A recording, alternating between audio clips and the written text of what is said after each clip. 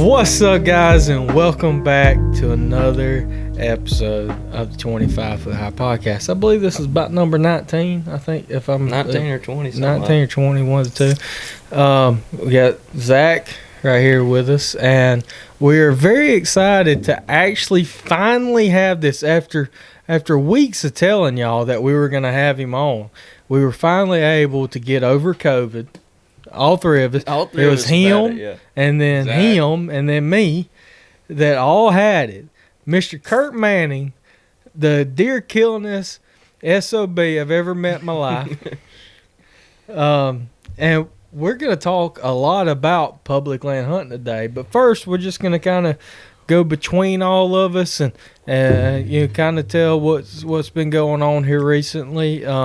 First off, I would like to thank Threads Custom Bowstrings for producing the highest quality and best strings on the market today. There is no question about it.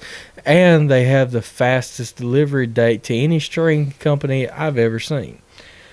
And then we'd like to move on to Native Scents. That is nativescentsllc.com. Best dang deer scents, the freshest deer scents that you will get. You order them online, they're at your house typically within 3 days or so and sent to you on ice packs. Yep. And then I would like to thank our own merch store. Check it out below. Check it out. Link down below on most things. You have Zach wearing the Hollywood Hunter, and I am wearing the 7-pound Navigator. And he didn't have his on tonight, but we'll forgive him for that. Saving my front season. Yeah, Curt. We were like, he walked in when we were about to record, and he's like, "Should I grab my 25 hat?" And we're like, "I mean, you can." And he's like, "Wait, I got them all stacked up in my house. I don't want to mess them up before deer season." Yeah, sweat bad, and I got to throw them away. So. It's so hot right now. I've went through 3 or 4 of our hats. I'll tell you, this hat right hot. here, and like, it looks dark. That is the best wearing hat there is. Like for sweat, it doesn't show sweat. Right. Mine still looks good.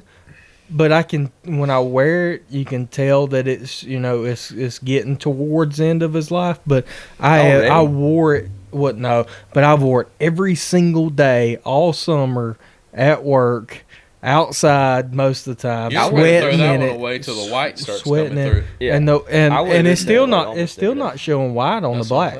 I wear this one almost every day. The only thing that shows a little bit of age on it's the bib. But it still looks good. I'd have no problem wearing it. But yeah, the 7-panel tops end up caving in a little bit. But I have enough to wear. I have enough to wear like all hunting season. It's the most comfortable hat. I'm ready for the orange ones. Yeah. We are going to get orange hats. Blaze orange hats are coming, but they are on back order. They're back ordered like until a few days from now. What we decided, I think that we were going to call them safety hazard. Something like that, Something like that. But they'll be on the website eventually. And hopefully you'll see us wearing one in a podcast when they become available. But also we have decals. Yeah. We have decals. I mean, it never hurts to class up your truck a little bit. So or your I don't have one for my truck yet. Tumbler or your fake Yeti cup. Mm-hmm. But Zach, so other than flat tires, what's been going on? How you getting ready for the hunting season? Well, yeah, what's going on? Y'all got issues? I just telling you, he's got secrets don't make friends. He's got to be a little bit closer to the mic. He's a rookie podcaster, so we'll give him credit. All right. So the other day, actually 2 days ago, I drove down to some public land. There's a spot that me and one of my buddies went to last January, I want to say. Have to get there. We don't have to get there by boat, but it's a whole heck of a lot easier if you got a boat. And there's like I don't really want to get into exactly what it is, but there's a thing that like cuts through the woods, and right at the end of it, there was this really swampy, like grown up slough almost, like the mouth of a slough. We walked in there in January. There was like 6 beds in like a 20-yard circle, and every little tiny tree in like a 40-yard circle was just shredded. But it wasn't fresh. It was like a month or 2 old. So I was thinking that's like a bachelor group, and they're bedded like early season. is what I was assuming. So we had a hurricane come through like a couple days ago, week ago. We did a podcast during it. Pretty much during it. Third? Yeah. So we had a hurricane come through recently. River rose like 78 feet or something. That whole swampy area. It's probably still rising. It is. And that whole swampy area was full of water where the beds were. However, it created one heck of a funnel around, like, between the swamp and the bank of the river. There's, like, maybe a 15-yard wide flat spot on top of, like, the bank of the river, like a bluff thing, just covered in tracks, dude. I'm talking doe tracks, big buck tracks, couple pig tracks, everything. So I walked in the woods a little ways, tried to figure out, like, which way they're going. And it was a little opening on the side of the woods, and I don't know, I hung a camera up in there, but I couldn't tell exactly where the tracks were coming from. So I'm hoping that I can at least, like, figure out what's coming through there, what time they're coming through, and figure out whether I need to stick pretty close to that area or backtrack on my ways or something. I don't know. But I kayaked in there, so that was pretty cool. Yeah, nothing beats time out there. Yeah, that's a fact. If there was that much sign the previous year, there's going to be bucks there. They're going to be in there. It's just whether or not how big they are. That's the question. That's the only, and whether or not that matters is up to the hunter. I think I have to go back and check, but I'm 99% sure that the antler restrictions out there are 3 on one side. Yeah. So if I see 3 tines on one side, out there is as rough of a season I had last year. Shoot, if I see a doe, I think you can shoot does out there from the 15th through the 10th, except on some of the gun hunts. If I'm out there and it's legal maybe to kill throughout a doe, the year, and then I think on some of the gun hunts it's buck only. It is, but then it's WMA, so it's only like a couple weeks or a weekend here and there that's a gun hunt. Yeah. If you're hunting with a bow and it's not a gun hunt, I think you can kill a doe from October 15th through the 10th. Yeah, I January, think so. Right? February 10th. February. Yeah. So, doe comes out there opening day, because that first afternoon I'm probably going to be out there. Maybe not right there, but I'll be... I mean, you're going to wait the first 2 weeks? No, up there, it's different rules than it is here. Is it? Yeah, it's... 10 days anyway. So. Right. It's up there, like down 10 here... 10 days, 2 weeks. Yeah. Down here, if you guys don't know... Yeah. If you guys don't know, down here in South Alabama... in this zone, which this is a reason why you always check your regs and everything, we have the first 10 days is buck only of bow season. And as somebody that really wants to kill does, that is terrible. But for the conservationist side of me, actually likes it. Yeah, because our does will still be toting at that point, or some of about them, to drop. Like I had those last year, 15 or 20 days in, that still hadn't dropped yet. Now, that's crazy. In a sense, that's the does you want to take out, because they'll never breed in our normal rut sequence ever again. But you don't want to kill a pregnant doe. I don't want to kill a pregnant doe. I have those on camera already out feeding fawns. And I pulled cameras. Today's the 3rd, last weekend. Yeah, so I haven't seen... it's been 2-3 weeks since I pulled cameras. I haven't seen any spotted fawns yet down here, but normally this is about when I start seeing them. Yeah. And I'll have pregnant does up until usually the week before season starts, and that's about when the last ones drop. I would say I pulled usually. my cameras August 24th or so. Yeah. During the week, I only pulled one, and I had a doe with 2 fawns, and they were already feeding by themselves. Is that where you normally hunt? You don't have to say where, but is that... No. No? Okay. So I'm still learning the Alabama stuff. I'm a Florida hunter. We'll get into that later. Yeah. Because Florida used to have some crazy rules, and Curt used to take advantage of those crazy rules, for sure. Yep. Yeah. But, no, I've done a little bit of scouting, and one other thing I'm super excited about, which I never want to be the guy, whether I'm sponsored or not, I never want to be the guy who's like, oh my God, this is the greatest thing ever. Saddle hunting in general is the greatest thing ever. No, it's not. I live by that.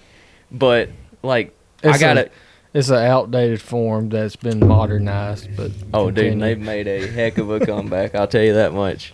But I got a new saddle the other day. There was saddles before climbers. Yeah, that should tell you that it's that great. Or that old. Either way. I like my climber. Yeah. Either way, I got a new saddle that I'm super excited about. I got a video coming out, like my first impressions about it. If you're a saddle company and you're watching this, change my mind. Send me a saddle. Please. I'll try it out, and I will give it every benefit of the doubt there is possible. Send Curt one too, and we will test it out, and then we'll come on here, and we'll admit that we're wrong if we're wrong. I've sat in one at an archer range, hanging on the platform, and it was nice, but I haven't took it to the woods and with my sticks. In mine, I've sat in two then, yeah. Yeah, but I haven't went hunting with it. Yeah. If I was walking 2 miles every time I went into the woods, it'd be different as far as weight. That's the greatest thing ever is walking in carrying like 12, 15 pounds. My thing is for this area, it's nothing but pines. And there's not a lot of places that I want to set up where there's like oaks. So I want my climber so I can climb way up a pine. You can climb way up. But I feel like but then you add weight by carrying more sticks. In a pine There's ways you can do it. Now, if there was just oaks and stuff, I would choose that. Saddle companies, prove me and Curt wrong. That's all I'm saying. Here's one thing that I would suggest for you if you wanted to get into saddles one day, or if a saddle company does send us some saddles, you can either take like a climber bottom, or like cut off the end of it, or just take a full climber bottom, or take the Lone Wolf hand climber tops. It's a platform. I have a climber top, open face. That would probably work pretty good. You take just the top in, and it's literally, you cut 3/4 of the weight off of your climber, and you can just climb as far up as you want. I don't think that's the problem. Also, if you work at Summit and you want to do a deal with me and Curt, we absolutely love your product. I'll use it during the rut. I'll use it during the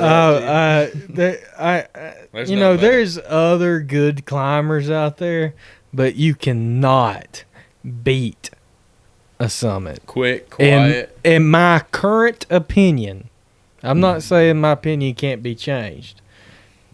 I just love a Summit. And they're made in Alabama, the greatest state.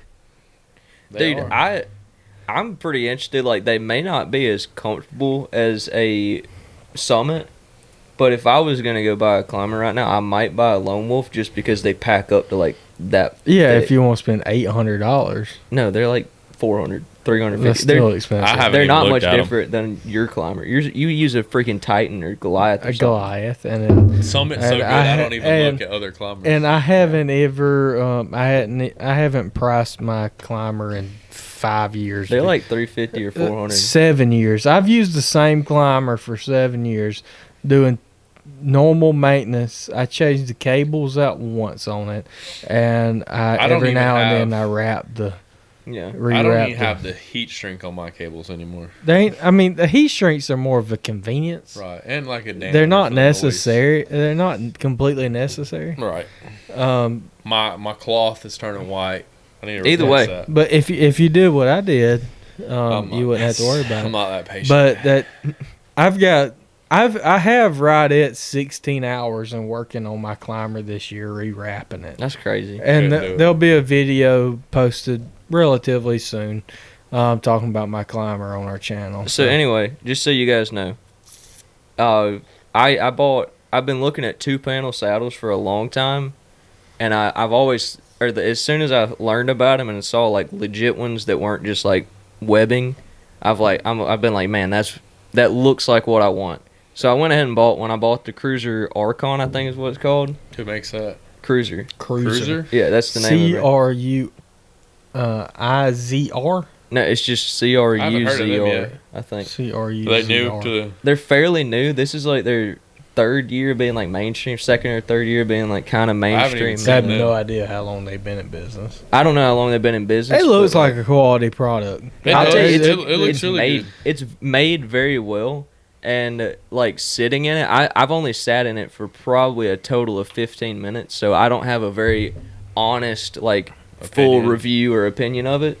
But in just the 15 minutes, I can tell you it's a heck of a lot more comfortable than a tethered Mantis. He's getting those dirty dangles in. Oh yeah, and I don't have anything against tethered. Really, it's just the Mantis is a budget saddle and it's a beginner saddle for a reason. It's not like a quality saddle. And if you guys are wanting to get a saddle, I personally would not recommend going the cheap route. Not even necessarily cheap. I just would get a quality built saddle and not Go ahead something and spend the money. Yeah, because I mean, it's only the one I got. It's only like $50 more than a Mantis, but it feels in just the 15 minutes I've sat in it, it feels way more comfortable. And like, I mean, none of us sitting here makes a lot of money. No, like it's So, a big investment for me when to spend $250. I spend. It's a big investment for you to spend $250 On a saddle. I mean, that's a big investment. Even if it's not a big investment, I'm not the type of person that I want to spend $250 When you have a tree stand that works. Yeah. So, but the thing is, when you look at one product compared to another, and it's something that you're going to use every single time you go into the woods. Really, if $50 makes it more comfortable, I don't know about you, but I'm budgeting to spend that extra $50. That's the thing. Like how I think a regular, if taking it back to like what y'all know, I'll spend an extra $100 if it makes my life easier. When it comes to hunting, I'm like, I like that, I want it. I don't really look at the dollar value. I'm like, I'm getting it. That's the thing. It's like. For you, you're a bigger guy. No offense. It's just true. I'm just a big guy. Both of y'all are bigger guys. And I'm tall. You're tall, yeah.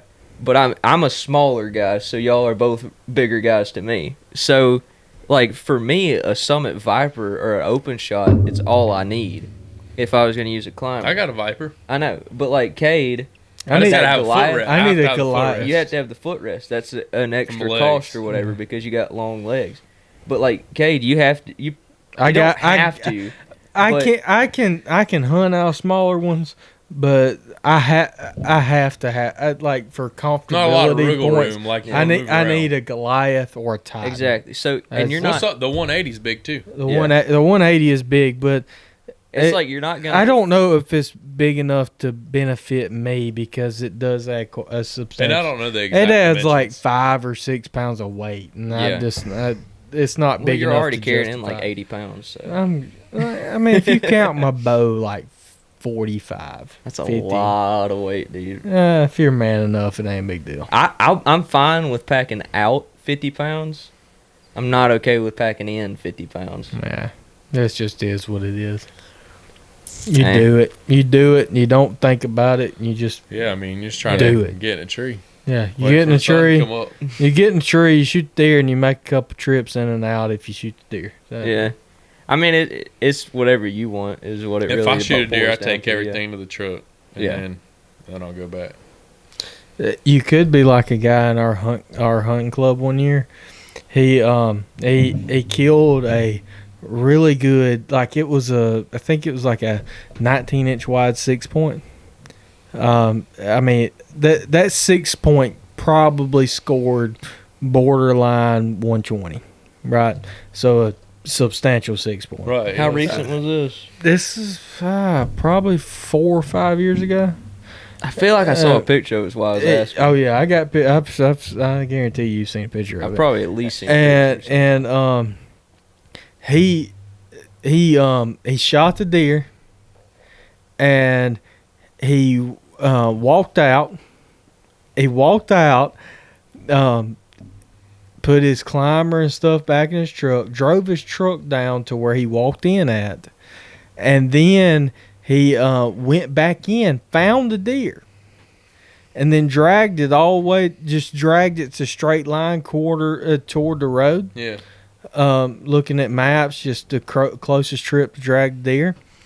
And then he walked out to the road and then walked like probably 150 yards to his truck to drive his deer down, or drive to his deer to load it up. But he didn't drag the deer all the way to the road, like it was 10 yards. And dude, every member in our club came down to help him find. And we spent 3 hours looking for a deer that was 10 yards off the road. Yeah, I always make sure to have mine hanging in the road. I do that. If I pull one to the road like that, I pull it I'll pull it in the middle of the road. Well, that Ever doe, since then, I was like, I'm not gonna be that guy. that doe that it's not near as extreme of a story as that, but that doe I shot on public, I made a not great shot. I made a bad choice making that shot. You talking about the one we look for? Well, no, it only ran like 100 yards. We talked about it last podcast. Yeah, It's not bad. but we had to walk on hands and knees For about 40 yards. for 30 about yards. 40 yards where you couldn't even see a flashlight 10 yards in front of you. I literally lost. It was terrible. It So was you had to hit it pretty It was good, right? terrible. 100 yards. It was. Yeah, he hit the deer all right, but it was terrible. It was quartering a lot more than I thought. So you got one lung, And maybe? I aimed a lower. I thought it was like right at 30, and it ended up being like 32 and a half, something like that. So it went in like the last couple of ribs, and came out like its stomach basically, and then broke the back leg. So I probably at least nicked that femoral artery the way the arrow came out and broke the leg. Maybe, I don't know. Yeah, I But don't either The way, blood trail was very iffy. You'd have like a big patch of blood, then nothing for yeah, 10 you yards. probably didn't hit the femoral. Yeah. either way, it was a lethal shot on a little deer, which is You What got it. broadheads are you using there? Schwackers. No, I think that was. I was Are Schwacker. you sure that wasn't tooth of the arrow? 100%. I mean, I'm not talking about broadheads. I'm just. I've only curious. I shot couldn't one deer remember. with those broadheads, but that was a schwacker because I remember you taking a Snapchat video of the deer with like its leg hanging on by just the skin, and you're saying if Oh, you don't yeah. shoot schwackers, you I ought can to. tell you what. You they're- should they're- shoot the back they're leg of a awesome. deer off either, though. That's Yeah. true. you probably that's- shouldn't. But if you break a back leg off, And the broadhead looked fine. if Like you break a leg off, any you'd leg. rather it be the front Right. if you were going to do that. But even a front leg. Either wouldn't way, be the good. whole point of the story is I drug it up to like right next to the edge of the road, and it was like off the road like a foot. We had to walk back and forth quite a bit to find it. Yeah, like it was literally a foot off the road, and for 10 yards off the road, for like a 30-yard stretch, it was ankle high like brush. That's how it is. And I always backed drag up. mine in the road. Like, I put half the deer in the road and I get Yeah. in my truck. But I do the same thing. I pull up the maps, and then I'm like, all right, where's the closest road at? Yeah. So 'Cause you don't know either where way, you're going to end up when you start Exactly. trailing them. either way, like it was ankle deep brush. It was a foot or two off the road, and we couldn't find her for about 5-10 I minutes. think one deer that you killed within our 5-6 years hunting together, I think one deer you killed or you shot, I think you killed it. We walked, like, we trailed it for probably only, I think it was like 200 or 300 yards. And it was at your club, and we ended up having to walk out, and then we found the closest road that was only like 80 yards away, but then we had to walk like 500 yards to the Yep. to your truck or something like that. Yeah, I I'm not remember going to that. trail a Yeah. deer with Zach, then. No, you don't want to. Nah. Nah. It's a terrible experience. I'm just going to say I'm gonna be. good I'm gonna luck. be better. I'm gonna be Send better me a this picture. year. I'm gonna be better this It's year. a for terrible experience. He owes me a lot more than I owe him when it comes to tracking deer. I like going to sleep early. I ought to be able to shoot one and it fall out 40 yards away, and then call him and say, "Hey, you come take care of this for me." Sure. Hey, you kill it, you drag it. That ain't how that works. You know how many deer I have helped you drag? Helped. I still dragged it. Well, sometimes I did it by myself. I don't ever remember that. I mean, happening. for parts of it. For When you're 10, dragging a 15 deer 700 yards, we've never typically, I've never drug a deer farther than like 250. I don't know. I mean, you see That, what that, that that, buck- buck sitting right there, we had to drag 300 Hey. max. long way. That was And it was at 1 o'clock in the morning or something like that. But that was a wild story. But we won't tell. anyway, That's a we've already told that song for another a couple times, I believe. Probably. But so, Curt, real quick, let's get into the meat of this. Let's get Meat and taters. Yeah, meat and taters. What are we going to talk about? Curt, I want to know, What? But we're gonna get into the modern day questions in just a second. But I might cut you off. No, I want to know what makes you love hunting the way you do. What got you going there? What started you, and what brought you to the point you are today in your hunt career? What makes Curt tick with hunting, and where'd he come from? Well, just, I don't know, hunting in a hunt club till I was 16, and then when I got my first vehicle, I just broke away to the public land. And my first year, I started like December, and by February, I think I already killed 6. Like Zach was saying, Florida rules. I think the Florida rule used to be a deer a day, a buck a day after bow season. Yeah, it was like literally. There was no limit. Literally, you could kill a deer a day. Yeah, so I started around Christmas time, and from like December 25th to February 14th or something, I done killed like 6 bucks, and I realized I was killing them all. When I went up there, I targeted the biggest branches, and that had fingers that made 90s coming off of them by private property, fields, or transitions, and didn't know what I was doing, and burnt sections where they burned it. You can go in and find the sign, like there's Easy, white yeah. trails, and the second year I did the same thing. I don't know how many I killed, but I just kept going with it, and they just kept coming. And then after that, I'm like, all right, I'm good at this, and I've just wanted to kill more ever since. Yeah. So, like, I would get mad if I went 2 weeks without shooting one. Like when I was younger. If I go 2 months without shooting Right. one, I understand. I would really get aggravated, like pitch fit. I'm like, what's going on? Like, that's crazy. And back then it was also 5 inches or bigger. Like when I started. Now it's 10-inch main beam, 3 on one side. This is Florida too, and you're only allowed 5 deer. 2 can be does. And you have to kill those does during bow season too. Yes. And if you don't shoot your does, you can kill 5 bucks. Yeah. But so now I'm limited. Now I'm limited, and I want to shoot better deer. Back then, I just wanted to shoot deer. Like everything that was legal, I shot. Honestly, I feel like 2 points I want to point out real quick, and the first one's pretty simple. I feel like if you go into your first few years of like actually trying to hunt, like I'm not talking about going, which we've said it a million times on the podcast, there's nothing wrong with sitting in a shooting house and waiting on a deer to come out. There's nothing wrong with sitting in a ladder stand, nothing like that. When you're out there hunting, exactly, you're you're enjoying the outdoors. Right. But if you're like actually going into the woods and like trying to find the bigger deer, or just trying to find more deer, or just trying to see more deer consistently, whatever it is, I feel like the more deer you can kill and more deer you can see and get on, the more comfortable you feel with it, and the more you learn from those deer. And another thing that made me so consistent is when I first started, I was impatient. Like 7, once it gets daylight, both or early season, 6? 6:30. So sometimes I'd be down out of my tree stand 7:30. I hadn't seen a deer, but I would scout.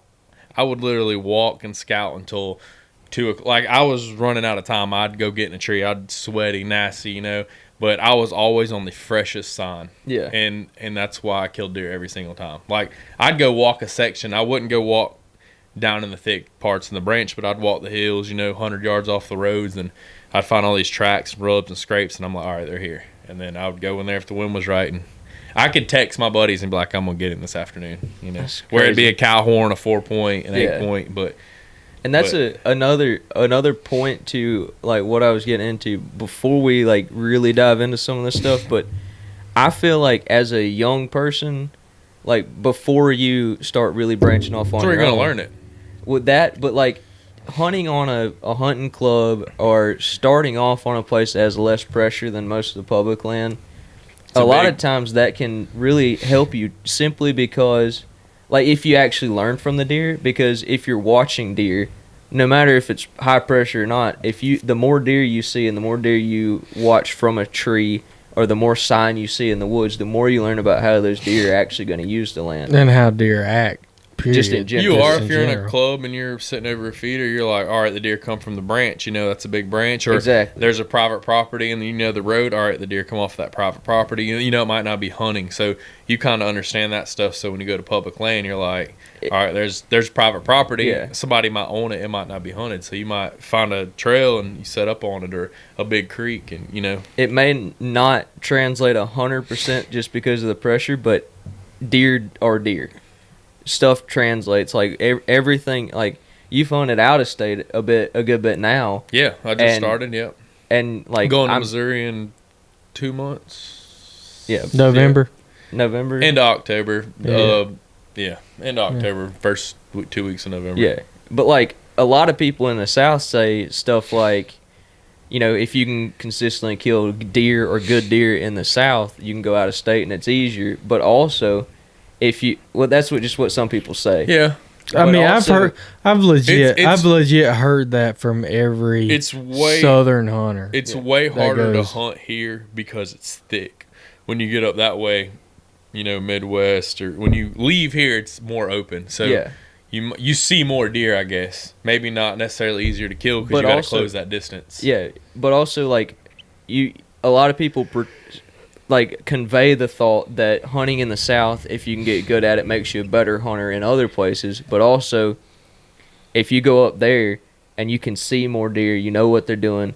Like, just I guess my whole point is the more deer you see, the more you learn about deer. And even if you're in the Midwest, like it's still some of that can translate down here. Yeah, I mean, deer act like deer. Yeah, It's just whether or not how much they're used to something than they are other And things. it's according to what county you go to, or you know what state. You know, you might go to a county that doesn't have the huge population, and you know hunting's hard. Like you might not kill anything. Where you know you thought your whole life, all right, I'm going out of town, it's gonna be easy. yeah, that too. Like, Yeah, I mean, there's bad situations no matter where you right. go. So where I went last year, my first time, I was like, all right, I'm going out of town. It's going to be easy. Well, I got up there and it was like hill country, black soil, no pH. There was no trails, or, you know, you think you go out of town, cattle trails, but it was no pH, black soil, rocks, hills. It was just dirt, hard stuff. So, I mean, you had to hunt. Yeah, And there was no undergrowth. It was wide open. So, you know, wide open, you're like, where are the deer going to bed? So Now, what are these deer gonna eat? right. Yeah, So that too. it How took far- a couple of days to adjust. How far are you all walking in by the end of that? I had to walk 5 miles in every day and 5 miles out. That That's was crazy. just to get to the back, and then I stopped looking at it once we branched off and actually started hunting. Yeah, That sounds that's terrible. crazy. Yeah, it was rough. You Be a whole lot Florida easier with a boys saddle, and but whatever. Florida boys. Oh, so I left everything back there. I Yeah. left my tree stand every day. I took my tree stand out of my tree every day in case I wanted to move. You know, the wind. You know, I didn't know what that stuff was going to do. I left my tree stand on the ground in the road, my bow on the road, and I bought my backpack out every day, and I put sandwiches and water in it. And I left it back there. I did that all week until it's time to go home. This is a quick side note, but you almost you almost killed a good buck. Yes, I had a You- giant come in 3 days in a row in range, and my rangefinder stopped working. Yeah, that's I would have crazy. flung one. I would have at least So tried. the only reason I didn't shoot is he was bigger than anything I've ever seen, and I still had 3 days to hunt. And I had him at 50 yards No. broadside, I think, but No. I can't judge at all, like out past about 30. Yeah, I can judge about 10 to 20, and then after that, like I Right. may as well be shooting. At And I was 100 so yards. shook up. I was so shook up that there was no point in me in trying. yeah. I mean, it is good though that you were able to translate that to seeing success. Seeing success is more important than shooting success. It's just nice to be able to shoot them I had because I mean, seeing it's more important than right. shooting. I mean, it. we went, I don't know, 6 days. First time ever going public land. You know, never been to this management. I think 5 of us went. We all shot deer, brought home like 3 bucks, and I had an encounter to shoot 2 big bucks, and I just didn't do it. Yeah. So getting kind of back to the southern deal and like what you're more comfortable with, familiar with. Yep. Real quick, there was one year that you've told us about a few times, and I know you already know what I'm going to ask. 19. Yep. The question was, how many is the most deer you've ever killed in 1 year? And that's 19 deer. I've killed 19, and I I had one getaway that year with a muzzleloader in the rain, and it might have been the only one. That's crazy. And that granted, guys, this was just so nobody gets their this feathers is ruffled. back. This was It's all legal. So I'm 30. Yeah. When I started hunting public land, I was 16. So you're talking about, 10 years of 5-inch or bigger, a buck a day. And I didn't shoot the spikes and cow horns. I shot 4 points, 6 points, 8 points, 9 points. back then. What was the doe limit? Was it just so doe you a could day? only shoot a doe. You could shoot a doe a day, just bow season. So Was it? Okay. October 20th, whatever, to Thanksgiving. Yeah. You're allowed your does. And so that year I shot I think it was like 14 bucks. Well, That's crazy. what is a Florida public? Florida hunting, what is it? Roughly 140-ish days, 130, 140-ish days. It goes from October 20th to like February. If you hunt the 20 late, something. if you hunt the late muzzleloader Muzzleloader. season, you can hunt some years to March 1st. So Yeah. that's- I feel like that's getting it. kind of new. Yeah, it is. Because Yeah. I remember even when I was a kid, like hunting, the only Florida experience I have other than a couple of hunts in the late muzzleloader season, the only real experience I have is literally hunting my backyard. Right. And as a kid, like, I believe it was like February 20th maybe was when the muzzleloader season ended, somewhere around in there. Right. And there's no shortage of deer. I mean, you've got dog hunting pressure, you've got stalk hunting pressure, you got man driving pressure, you got forestry, they're always burning. Like, there's no shortage of deer in this area. There's zero shortage because Right. we're not going to say, even though everybody at this table knows who I'm talking about, we're not going to say his name. And also, Out of a lot of respect. people who are listening probably know what we're talking about, but we're just not going to say that. But I know a man that shoots deprivation. Yeah. That shoots 500-ish deer a year off the same properties every single year. Yep. They do still that. have They deer do that where we hunt. on And they public still have deer problems, Yep. and a lot of that land borders. So I can guarantee you one thing: Florida and South Alabama, at least the Panhandle. I don't know Right. about South Florida. We can just talk but about our area. we're talking about the Panhandle and South Alabama. You're not going to knock out their population by shooting. No. Yeah, the thing is, You're like, not. You're just one of the biggest issues. It though, would take an external disease to Yeah. come in. So, but when hunting season starts, about Thanksgiving, you're gonna be like, you'll go into the woods and you're just like, man, there's no deer here. This place sucks, Yeah. But turkey season comes around and you go back up there and you're like, it's a zoo. That's And like it happens every year. one of the Yeah. biggest issues with Florida's management thing is that they don't let you shoot does, because like on one that is a very honestly that's like a 1960s thing. I don't think it's a bad thing. Well, though. I like going and sitting and seeing deer. Well, you think about it though. Yeah, You think about it though. Ever since Alabama has done a lot of changing in the rules, especially in the last 7 Florida years. too. But I want you to think about this. Alabama is $3 a year, right?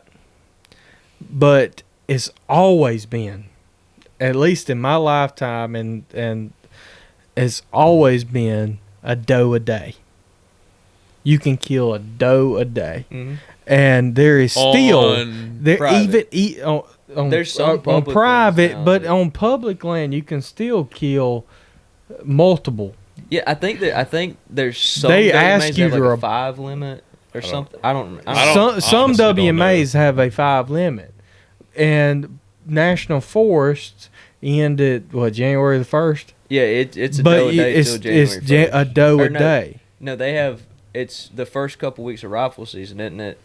Buck only. I have to on look at the national rules. Yeah, I'm but not- just like I gotta look at the normal. rules every time I Yeah, go to Alabama. and me But too. but I've what been I'm hunting Alabama all my life. I still have to look at the rules This before is I my go. third But year. but see I would roughly you can kill more does in Alabama than you can yeah, most but places. than you can any other state that I'm aware of. Pretty much. But I mean, you got to think in the state of Alabama, at least 60% of your hunters hunt private land And bucks only. and bucks only.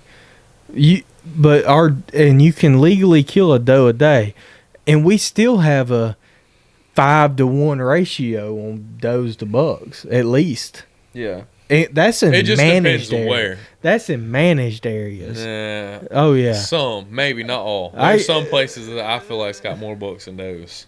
Yeah. Well, you're talking about strategic geographical areas, Right, that's managed. But I'm talking WMAs, about. I'm talking about on like private property, maybe. I'm talking about like on like 1,000 acres, 1,500 acre sections. I feel like that just depends. Like, Yeah. For the what kind vast of programs majority or of the what Either way, area? vast majority of the what's your state. point what's your point are you getting at?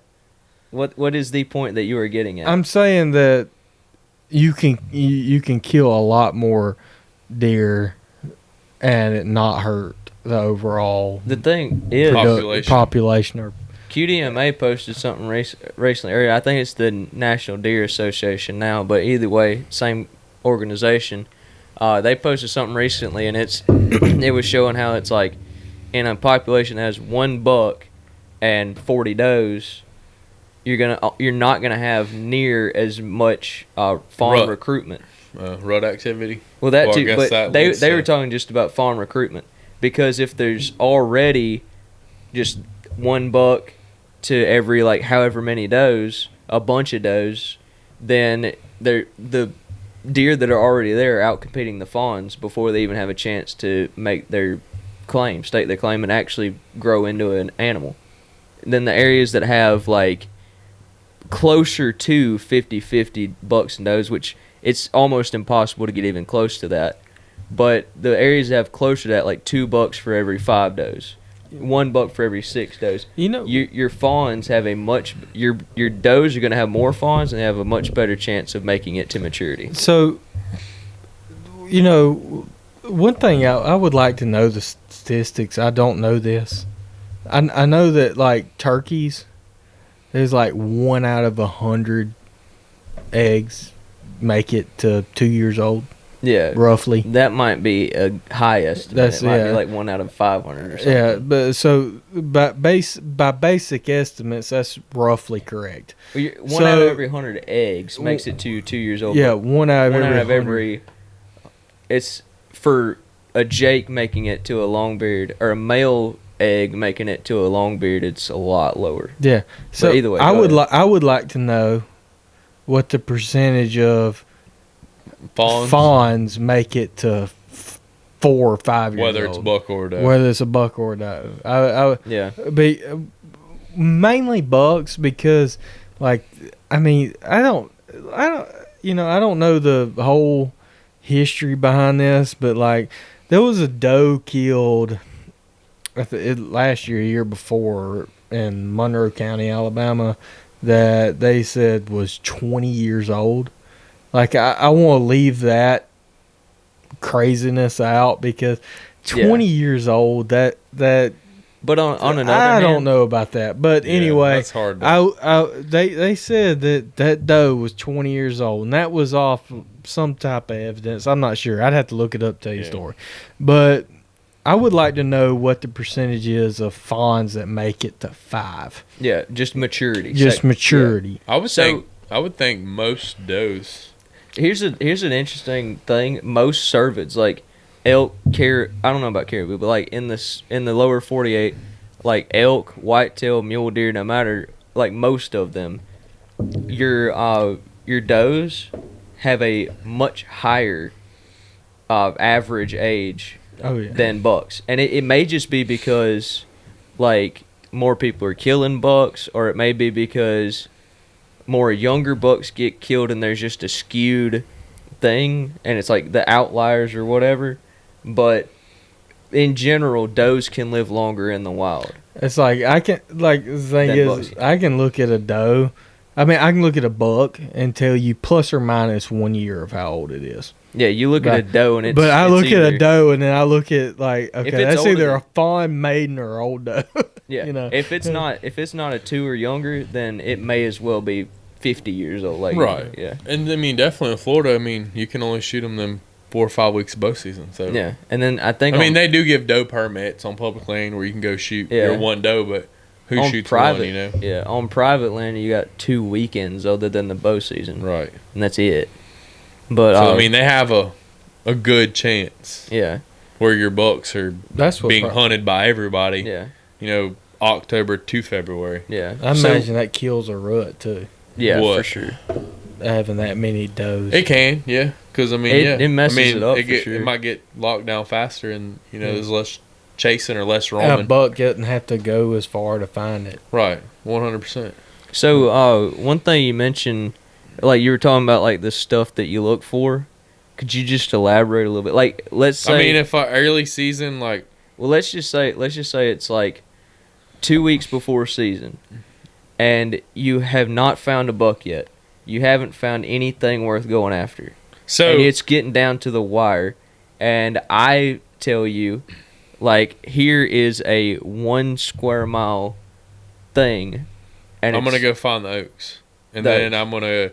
So early season, all the time, you go in there and find the oaks, and if there's a bachelor group of bucks, you're gonna find rubs and scrapes. Yeah. Before bow season, like I can probably as soon as they shed velvet, you're gonna so find if you find the scrapes and the little rubs and the little broken limbs and stuff, you know there's bucks there. So before you go on, what type of areas are you seeing that stuff in? Is it in the oaks usually? Yeah, it's always around a food source. Okay. So when you go into that food source and there's food, you're going to find rubs and scrapes, and you're going to find them everywhere. If there's a bachelor group. Yeah, every time you go into a food source early season, you find rubs and scrapes everywhere. It's a bachelor group, almost every time. I've seen it happen.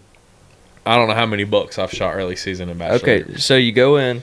There's one really nice. Let's say there's 6 oak patches. You go look at every one of them, and the last one you go to is just covered up in like little trees broken off and like some smaller rubs, some decent rubs. You know they're there. There's a scrape or two. What's your next step? You kind of want to figure out, all right, here's your oaks, and you got to look at the layout. You know, the creek's over here. You know they're going to come out the creek. You know, you got to figure out the wind, or if they're private property, could they be coming from the private property and going into the creek? You just gotta play all that out. Yeah. And you just early season, do your scouting. Find your trails, your beds, deer poop. Just all that. And then early season, it's gonna come together. If you get in there and a bunch of people haven't been in there messing it up, like you're gonna get in there on them oaks and you're gonna kill one. Yeah. So would you hunt right on the oaks, or would you get like? I'd hunt right on them, shoot where I could shoot them. Yeah. But now, say if it's open behind me and there's a creek, I want to be able to shoot that creek every time. So I'll never go hunting and climb up and not be able to shoot the creek, because a lot of times the deer around here, they'll just parallel that creek. And then like right at dark, they pop out of the creek or something. They'll pop out. Yeah. So I always say you got the oaks right here, and there's a creek. I'm gonna get on one side or the other where I can shoot the creek and the oaks, whatever the wind allows. And always. one thing, real quick, just for the listeners, I know I've said this a million times on here, but our creeks are not like creeks in other areas. No, our creeks are like when you walk up to it, you can't go no farther. Yeah, and like if you that's where they bed. It's gallberries, like it's like that. Yeah, and there's vines, there's briars. Yeah. You walk up to the edge of it, and if you can go farther into it. Let's say you try to cross. Like we were talking about earlier when you shot your deer, you're on your hands and knees. If you're and also what we call creek, if you're up north, would more than likely be called a branch. I call them branches here. Like I'm gonna go hunt on the branch. Yeah, but like the vast majority of them are only like 40 yards wide. Well, there's some. There's some bigger ones. It could be little. Like there could be a creek around here that you just can step across, but it's just I don't know. Around here, it's just everything builds up around them, and it just those. And that's what I target. Those creek bottoms. What you're talking about earlier, what I'll look for, I target the biggest creeks because I hate climbing in my tree stand and being able to see the hillside on the other side of the creek. I want the biggest, nastiest creek because people aren't going into that and pushing them deer. Where you get on little creeks, people can man drive them and all that. You got all that stuff against you. Yeah. So you kind of just answered my next question a little bit, but so I'm gonna throw this at you. I want to hear what your response is. And I kind of did this personally the other night when I was talking about targeting a buck. If I was to throw you no matter how big the section is, of a piece of land, and tell you got to go in there and you got to kill a deer, preferably a buck. Right. what are, just looking at a GPS map, what are some features that you look at other than, like with creeks and included? What are some features that you look at that's like, I'm going to go here. I don't know if I'll kill one, but I'll see deer. So here. I'll see, like, what time of the season are we talking? Well, right now we're mainly early season. I want to hear your answer for early season. I want to hear your answer for rut. All right. So before, just so you know, or just to elaborate, for my own thing, let's say you cannot walk in there. You can't do any no pre-scout. Say if I'm walking in with a tree stand on my back going to hunt. You're walking in, and you so I do that all the time. You cannot go anywhere. Like, you walk straight from the road, which maybe, like, if you need to, like, go around something, you can go around. Right. But basically straight line from the road where you park to where you're climbing. Right. And you have to pick out your tree from the map. And so say if I pulled up to a spot before daylight, and I do this all the time, and I've killed so many deer.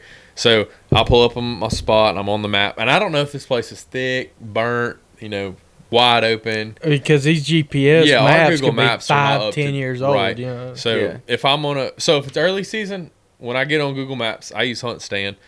The oaks, to me, they're kind of like gray looking. They're lighter. They're a little bit. In some pictures, you can tell. Yeah. And I'm gonna target them, but I'm not gonna target them up on the hill. Not in our area. They're gonna have to be by the creek, and if they're up on the hill, I'm going to the creek and I'm gonna get in between them. Yeah. Whether I can shoot them or not, I'll be in between them and the creek. But later in the season, if it's a big creek in there, I'm gonna try to find a finger off of it and get in the middle of that where it 90s out.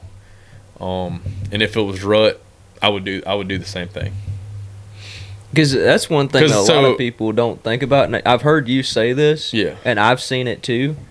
Deer eat acorns almost year round, even if they're not. I've seen them turkey season, and they're probably rotten. And I've went in and sat on the ground and had deer just feed all around me. Exactly, deer. They may not key in on them like they do when they first drop. Right. But deer eat acorns year round. And I don't know what they're getting out of that. That late in the season, but they do. Yeah, I've seen it happen multiple times. Like I was telling you, turkey season, there's a spot I bow hunt all the time, and I seen deer. I gun hunted it. I didn't see any deer.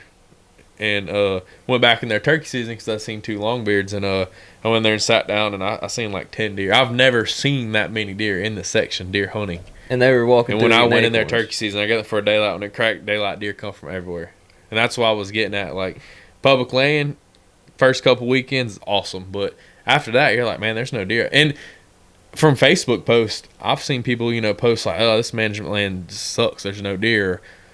There's, we can't kill no deer in here. And I'm going up here and I'm like, there's deer everywhere. Yeah. But the pressure, it pushes them back in the creeks. Because our creeks are so thick. I mean, they're big. How would you, this just popped in my head, how would you tackle, like, there's no creek in the area, like, but you're seeing good sign, like, let's say you're driving down the road, tracking the road, and you see a really nice, it's like before daylight. Really? If there's no creek, you just wouldn't hunt it? I wouldn't hunt it. So what if you got a tag? What if you got a tag or you got a spot and that's the only area that you can hunt? Like, you cannot go anywhere. For example, else. an SOA in Alabama. If they give you an SOA. So that's different though. So that's different. So I'm thinking, and I've only been on one of these hunts. So if I got drawn for a unit, it's hypothetical. Right. Yeah. I got drawn for a unit, and this is my section.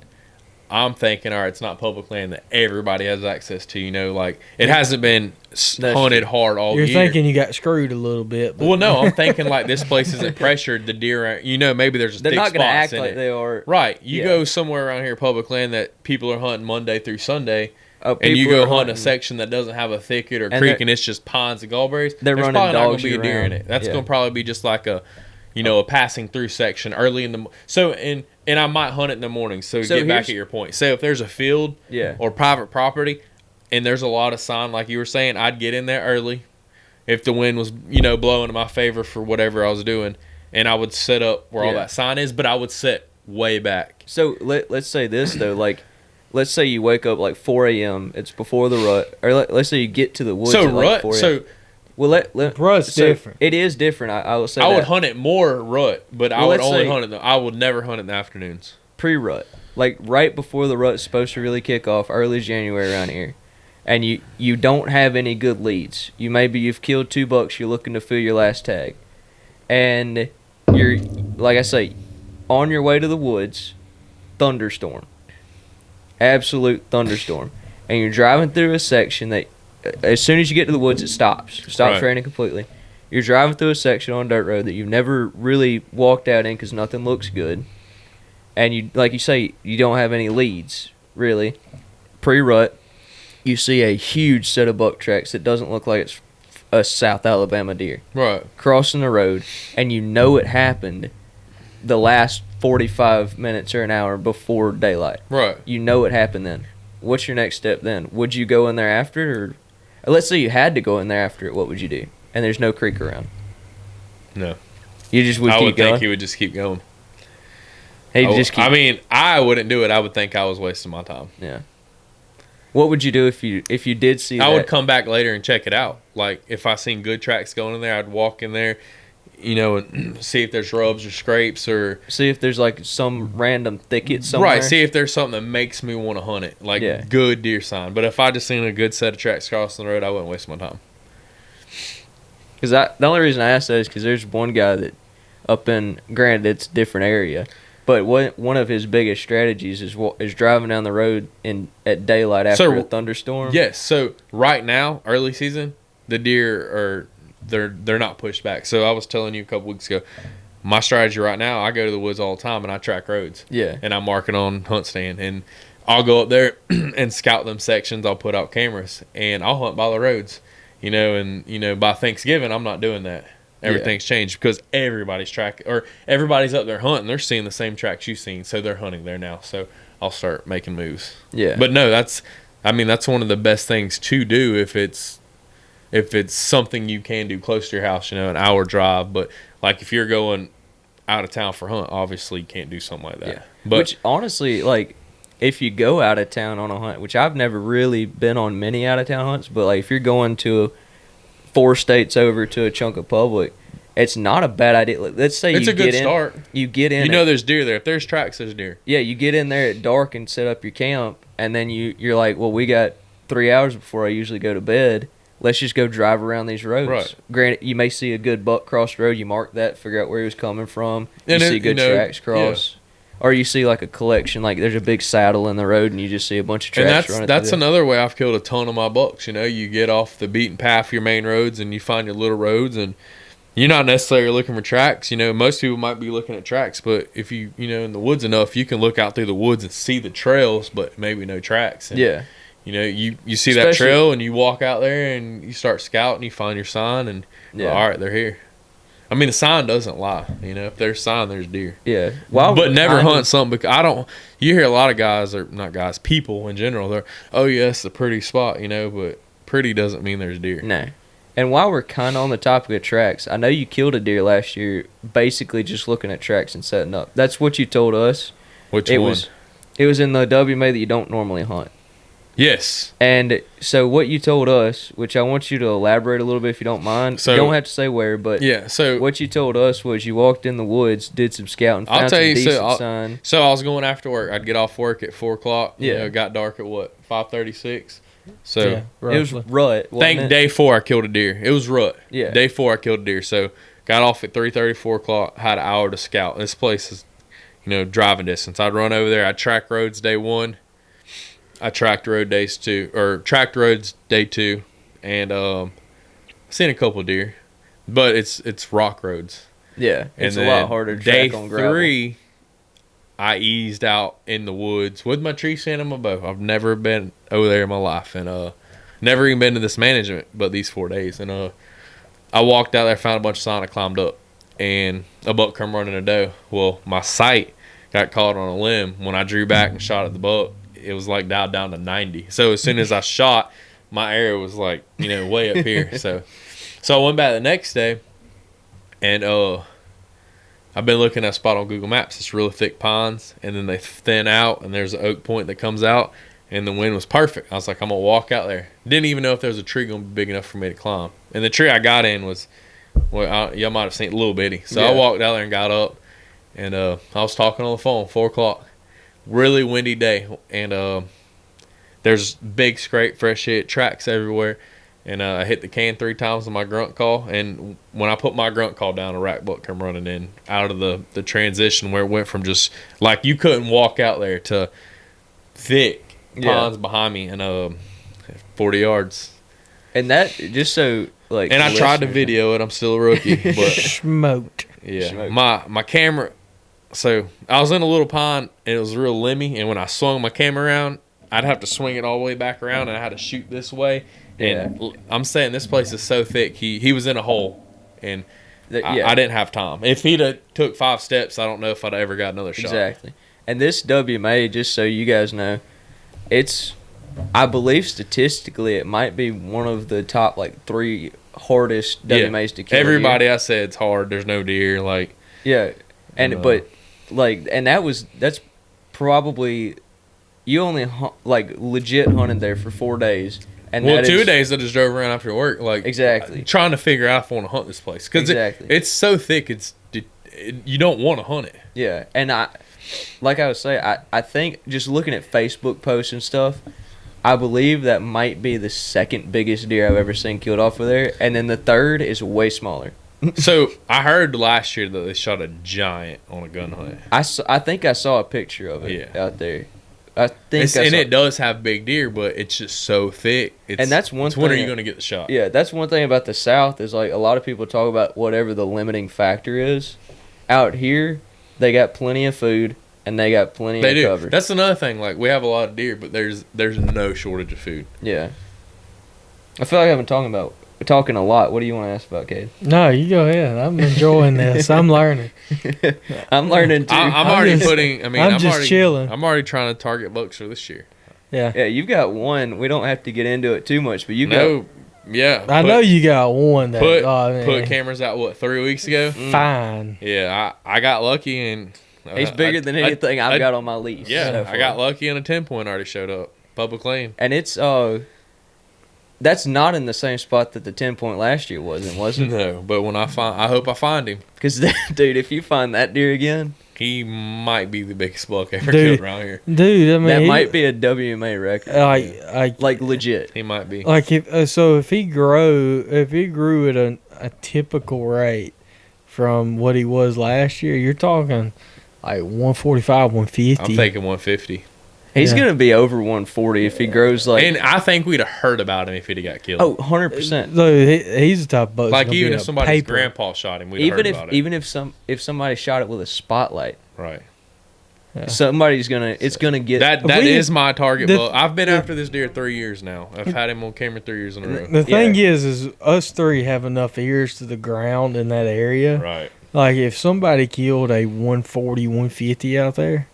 Like which last year, we would hear about it, whether it was. I think he was bumping 140 last year, probably. He was at least mid 130s, I'd say. And we saw pictures of him. This is like bow season in velvet. We got pictures of him growing in velvet that we saw, and then, but granted, I don't even know where it's at, and I don't want to know where. There's like 3 people that I've.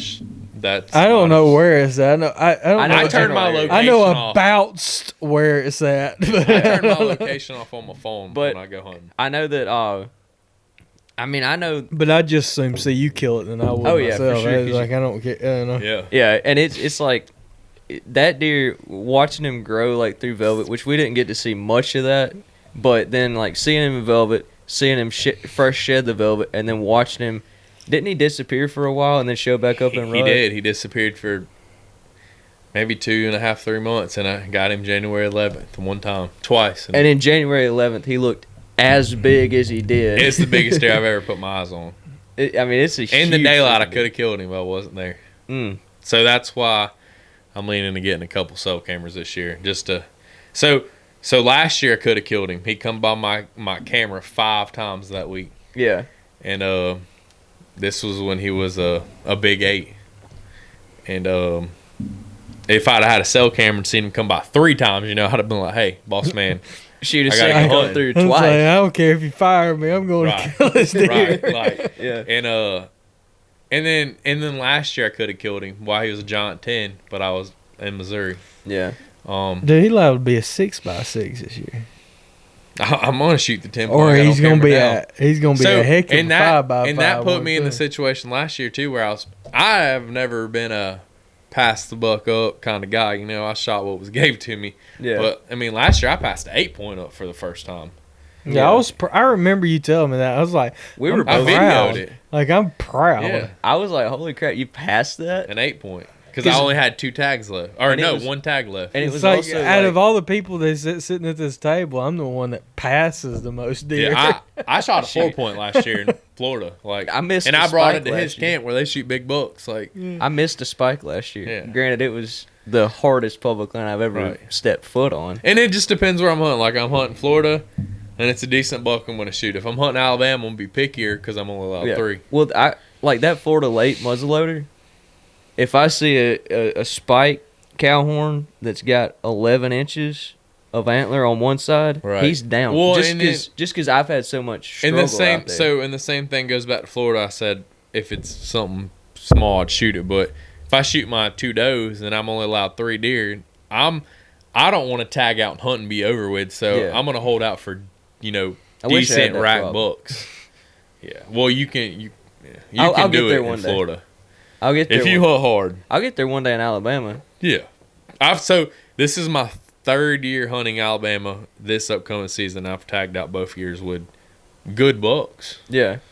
That's like, I could tag out every year if I wanted Right. to. I've never done it just because I'll kill typically, now last year was off, but typically I'll kill a solid buck and then I'll hold out for something bigger. And then if I kill that, then I'll try to hold out for something bigger. Well, Killing 3 deer a year is not a problem. 3 Last- bucks a year, that's it. 3 bucks a year is relatively doable. easy. It's Yeah. doable. Yeah, but Last You just year, want it's 3 just good bucks. 3 good bucks is Right. the hard problem. Last year was a weird year for me because normally I see a whole heck of a lot more deer in general and bucks in bow season and just early season in general, and then I have the worst rut luck. But last year I had 5 opportunities at bucks during the rut, Yeah. and if I would have known that my sight got knocked off on one, and if I would have not One in gotten the rain. Yeah. And if I would have not gotten impatient, like the next weekend or whatever, I would have killed the biggest deer I've ever seen on my lease. Right. So what? But, like, either way, like, I don't know what I'm trying to get at. I'm just saying that, like, last year was a weird year for me. He also has a problem because, he's usually out of the stand in the morning at like 8:30. I am too sometimes. But, I get but impatient. in the rut, dude, But I've learned to sit longer. Like this year when I killed.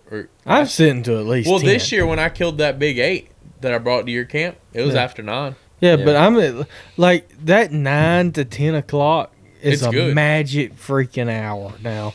That But if see, you, that's if you when you're- don't see a deer within 45 minutes after daylight, Right. you might as well take a nap till about 9 o'clock. I'm big on using the feed times to a hunt stand. Like I that do stuff. too, But I mean, back in the day, that was cutting into my scouting time. yeah.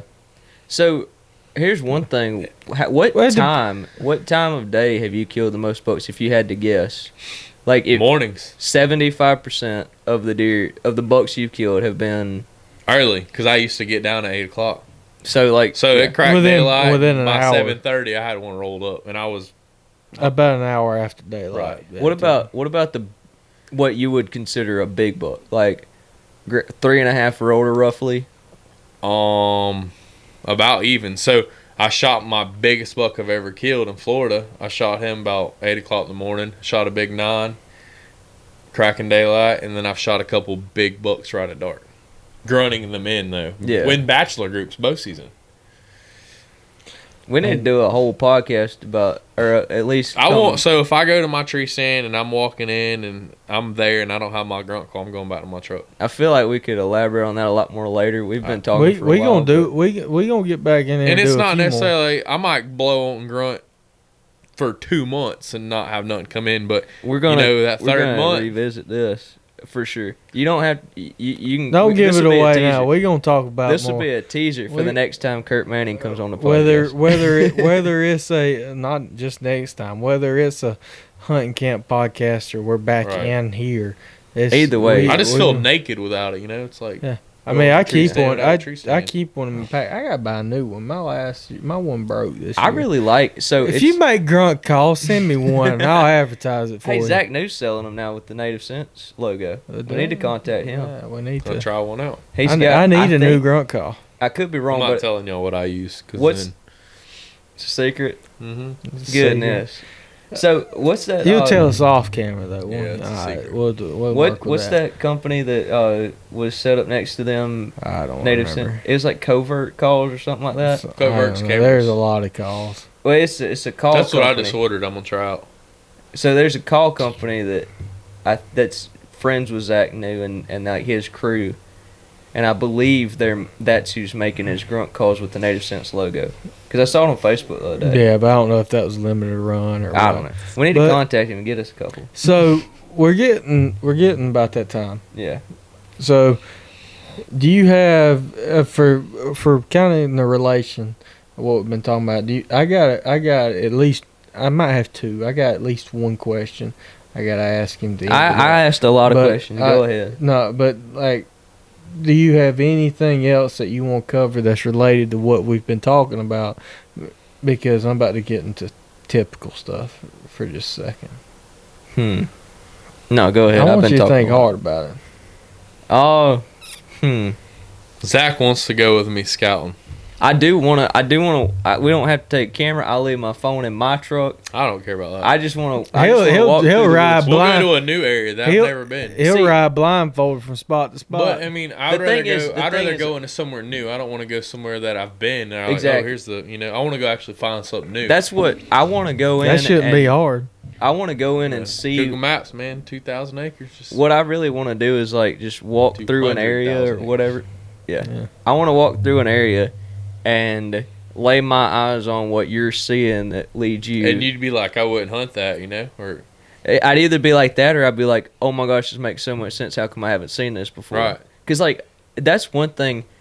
I feel like maybe it's just experience, but you're probably seeing something I'm not seeing. or just Because we have very similar styles. We look for the same things. I just don't have the same success. And I feel like there's something there that I'm missing.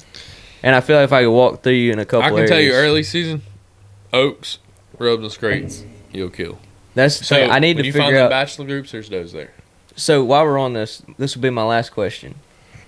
Like, other than just oaks and near a creek, what is something else that seems like a common factor where you're finding these? Like, is it that it's Definitely fields, so? agriculture. Is it that, and is it gonna be? Is it typically like more than 300 yards off road, or is it typically just like a hard spot to get to, So or like what is the thing? when I'm hunting a food source, so it all depends. Like you pull up on a management area, you got a field and you got corn. yeah, I get far from it because everybody that hunts is like, oh, cornfield, and they're Yeah. gonna set up on it, and you see it happen all the time. So I got a spot that I've killed, I don't know, 9 or 10 bucks out of the same tree. I get 600-700 yards from it, right on the creek, and I catch everything coming back. Getting through all that pressure and stuff. Or some of them's come running in. Getting away from the people, and it's a good idea maybe early season to set your cameras up, see what's there, and maybe come back during rut once that corn's gone, or that's one your spot. peanuts. But that when you're driving through public land and you see cornfield and peanut fields, everybody sees that, yeah, for and sure. it's just going to get the pressure unless you can jump on it before everybody. So I guess the biggest thing you're looking for is for. Tell me if I'm wrong. You're looking for a spot that has what you're looking for, and also like the least amount of human sign. And there's always going to be that somewhere. You just gotta you gotta get out and look because there's so much public land. Yeah. Or you might be driving down the road and the spot looks thick, but once you break through that thick, it's wide open and what you want. So here, like, there's been a couple of spots that I've found that, like, on a map, it looks perfect. I go out there, there's no human sign. I don't see any of the reflectors. Like, I go in there during deer season, I don't see any boot tracks. There's no human sign. Doesn't look like there's any pressure. And I go up and I find a little bit of sign, like maybe it's rubs, maybe it's whatever, next to oaks, next to a creek. I go out there and hunt it, don't see anything, and the wind's perfect. Would it just be like that's not the And it spot? could be the feed times. It could be where the deer are coming or going from. You know, Yeah. like the layout of land, what's around you. Yeah. The best thing you can do if you go to a spot and just find deer poop everywhere. Yeah, that's I can definitely agree with that because there's been some spots where I've you just know found, they're like, there. You're like, yeah. you know, they're here. Like, And especially like if you walk into it's one thing to walk into a thicket and it smell like a stable, horse stable, right. but it's a totally different thing if you walk into an oak patch and it smells like that. You know you're in them. Yeah, for sure because that's not common. Oaks are the key bug season. Yeah, but even a lot of times you'll even find them raining acorns, and you'll walk in there and not find a lot of sign. Sometimes I've had that happen to me a good bit. Yeah, you can. And it might just be the layout of the ground. Maybe you're not seeing the sign, you know, like. Or maybe it's like a late night spot, and I'm just. Yeah, it could something be from like where that. they're coming from. Yeah. Like I said, I stay away from open. I don't Yeah. like it. If it's not thick, I don't want it. I'm done. So- I'm done now. I got 2 questions before we end this podcast. What's your dream hunt? That's a good one. I want to go shoot a caribou with my bow. I'm right there with you. See, great minds think alike. We talked about it. We even got a I'll podcast probably name do it. got caribou in it just because of me. I'll probably do an elk in the next 2 years. Yeah. That could. But I feel like I'll do that more than once, and I feel like I'll do a mule deer more than once, and I feel like I do like the speed goat more than once. So I don't. caribou's there. Caribou's there because I'd probably do that once. It's expensive. It's far. Yeah. It's awesome. Yeah, and I don't know. I don't know what. That would be one of them. Everything else I think's in range for me to do multiple times. That's kind of where I'm Other at. than I would moose. love to go on a drawn hunt where you can go shoot a giant bull elk or something, Yeah. you know, That like takes, over the like- counter public land. You can go shoot decent ones, but I'd like to go somewhere where you can shoot like an absolute giant. like a 400-inch bull. Here's Yeah, whatever that Yeah, is. I that's don't know one- the measurements on bulls. one thing but about, like, I want to the- shoot a Well, large. 350 staple. one thing about like the draw units that I like. I've been watching a lot of elk videos recently. Got a lot of free time at college. Yeah, Been watching must a be nice. ton of Born and Raised and like all these other folks hushing these these hard to draw tags that take 5+ years to draw. Those ones, it's That's not where you even wanna go. it's not even about the size of the bulls, dude. You don't. There's experiences you have out there where there's Yeah. 17 bulls in 100 So, yards screaming at you. Going back to Oh his my question, God. I would love to pack. So a dream hunt was a couple buddies. I'd love to backpack in somewhere and stay on a mountain and go hunt, come back, do Yeah. the camping thing, and just do that experience. Exactly. Yeah. But I would want to go do it on something like that. Yeah. Or Alaska. Well, that's definitely one of them. Yeah. Yeah. Yeah, I would. I don't want to go do the camping in Alaska in a If yeah, I, go to I would Alaska- like to have somewhere I could go sleep beside a fire in Alaska. If I go to Alaska, I'm taking a float plane or a bush plane like 10,000 miles into the middle of nowhere. I'm taking a heck of a sleeping bag. Oh Well, yeah, like, do you? I mean, I'm not familiar. I haven't done my research, but do you even have to fly anywhere when you get to Alaska to shoot you don't a have caribou? to. No, there's a lot of opportunities. That's one thing. Right. Well, they're It a cuts the nuisance, price. aren't they? No, Yeah, they're a nuisance. There are a creatures. nuisance there. They're a nuisance. In Alaska. depends on where you're at I and mean, what herd you're at. yeah. But there, so if you go, I'm on not a- very picky. If if you which go on- herd. I want to go where there's plentiful. If it's a nuisance, I'll shoot 2 of them. If you're allowed. I choose Exactly. you got. So there's the thing is, if you take a bush plane, Yeah, but then you got to wait a whole day Here's the before thing. you hunt. that and it tax on. It basically doubles the price of the hunt. Oh yeah, I would love to If do you do that a if I road was. system hunt, if you I- can go to public land. You can park on the side of the road and walk in, and you might have to walk 100 yards before you start seeing caribou. You might have to walk 4 miles before you see a caribou. But I do if the they're in 4 there, miles if it saves money. exactly. Well, that's what I'm saying. Like you can park on the side of the road, and there's road system hunts, and you don't have to pay the $5,000 extra to fly a plane into a. I think spot. it was your idea to fly. It I'm was. not- Yeah, For sure. Like if I I'm could, walking the 4 miles. I'm If I not. could I'm draw not it gonna. up. I'm not gonna pay the extra money to fly in to places like that in Alaska unless I'm hunting a moose. a moose or a grizzly See, I don't care what I'm hunting. If I can get, I want to go to a place that no person has seen. I really would like to have $100,000 to go to Alaska and shoot everything they freaking got to offer. Yeah, that's only goals. like that's goals. If I had that, I'd go to Africa. Nah, that's I'd probably easy. That's stay in high Alaska. fence hunting anyway. I'd probably No, it's yeah. a lot of free range though. And That's what they say. 80% is like High high fenced. fenced. way more than they tell you Africa. is high fence and you're hunting over a feeder. No, Yeah. there's a Yeah. lot of free range over there in certain places. That's what Very they tell little. you. That's where I would. But anyway, so getting off that because that's a Whole that's nother that's subject. that's a whole nother I'm subject. clueless on the aspect. So- I'm just saying. All right, so me and Zach talked about this in one of our past podcasts, and we decided that this is going to be a question that we asked everybody, as ridiculous it may seem. Oh, I forgot about this. I If just you remembered it. can, if you could name 3 animals that you would love to hunt, extinct or alive today, what would they be? That you know of, they can be dead. They can have been dead for millions of years. What's 3 animals you'd like to hunt? Extinct Extinct or not, that I haven't shot. that you have not shot. I'll give you my I example. mean, I guess if you wanted to shoot a white-tailed deer out of the top 3, that's okay. No, I've already but shot them. So, it's like one of my- extinct or not. Like I'm talking about, like one of mine was a velociraptor, and one of mine was like a saber-tooth tiger. Is I one think I of them. said like woolly mammoth and the steppe bison. It's a bison that grows way big and has 6 foot wide antlers. And one of mine was horns. that Irish deer that's Oh. like I want to go shoot a red stag. The giant Yeah. things in where they at? New Zealand. New Zealand. I'd love to go Okay. shoot one of them. so. There's one, and Um, they're alive today, so you can do that. right. Yeah. I'm gonna name stuff that I want to shoot. I mean, if it's instinct, I ain't getting the chance. I want to go shoot a But, zebra. like, I'd I love mean, to if you shoot a could- zebra if- just for the carpet. But if Yeah, you can But I bring want to one, shoot it. I want to go buy a carpet.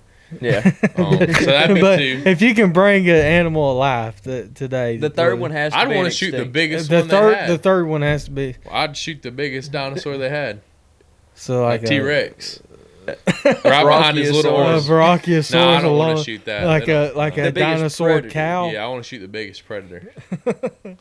Shoot I don't know if T Rex was that, but They're pretty large. They were big. Yeah. Definitely giant. Yeah. Yeah, so that was definitely him. I'd shoot him. And then going back to a dream hunt, I would love to go up in the mountains and shoot some goat type thing. Yeah, That'd be awesome. And a challenge. I like challenges. that's one Yeah. thing I ain't never. I want to go shoot something that it's gonna be tough, Yeah.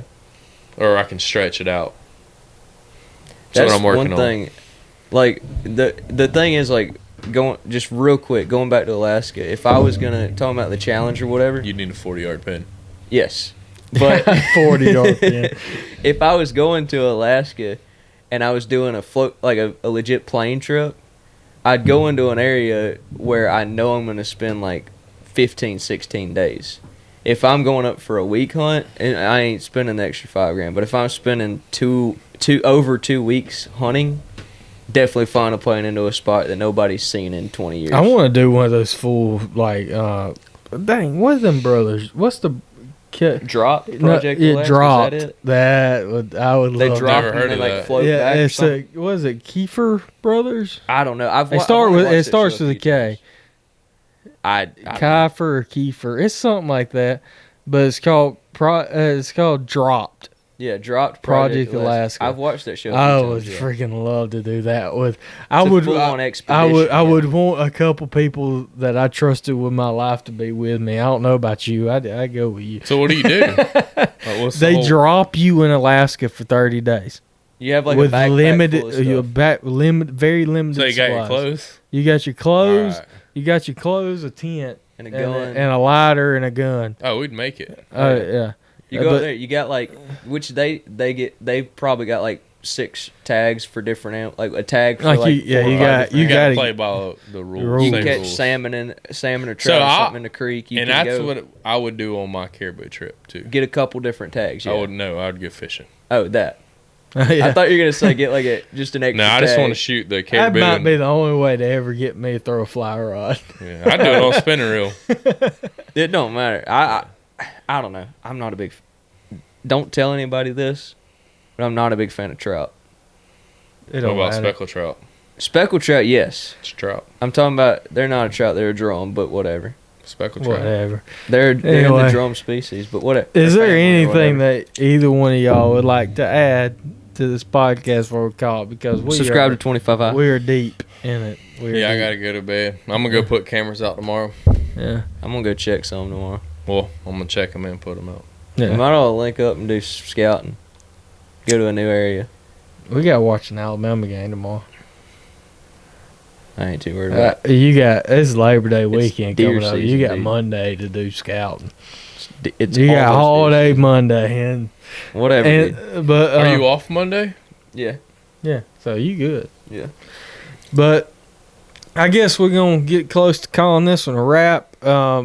Again, I would really like for y'all to check out Threads Custom Bowstrings, available on Facebook or their website, threadscustombowstrings.com. And then Native Sense at nativesensellc.com. Check them out, and our personal merchandise website below. And I would really like to appreciate and thank y'all for And thanks, joining us. And thank you, I'll be around Mr. a little Curt. more. COVID Kurt, for coming stay and away. joining us. And you will see him again, and you will see him. I'll have some videos. You will see him in plenty of videos in the future. I was I'm a sure rookie they will. last year, so As long as they can figure out how to use that camera. yeah, this I'm year. still working on the camera. He is the official third member of 25 High. I'm getting it figured out. So, and number one or number two depends on what day it is. Pretty much, yeah. But Might have a 10-point opening weekend. I sure hope you do. I know. better- I've never shot a 10-point. Like, on one hand, you better get it on camera, but on another hand, I 1,000% understand if you don't. Right. I've never killed 10-point either. I've killed a ton So of eights. in every I deer, can't tell you how many 8 points I've killed, but so I have almost never every killed deer a I 10-point. shot last year, I had on camera. I just had the mishaps. Like Yeah. the SD card was full, the tree was in the way. But I mean, I have footage of everything I shot, except the big one. So if you don't see him again on like actual hunting videos, you need to comment down below and tell him to get his crap together, because I'm trying. he had plenty of opportunity last year, but it was learning. Everybody. I got a turkey. I can tell you one thing: before you ever judge anybody for not getting stuff on video, it's you hard. ought to take a camera into the woods and try to get it on And video. he carried in every day until that. It's that like thing happens. It's like hunting twice. You got to get it on that camera, then you have to kill it. That's Yeah. like, but if by the time 99% of the time, if you get it on camera, you can kill it. And I get so shook up. You know, you're shook up. You're trying to get the camera on the deer. Then you got to stop it, and I got to range everything I shoot. So I got to range it. It's a lot. Yeah, a lot it is of- a lot. It's a process. But we're going to hit you back pretty soon with another podcast. Always remember, 25 High, and we'll see you next time. Y'all have a good one.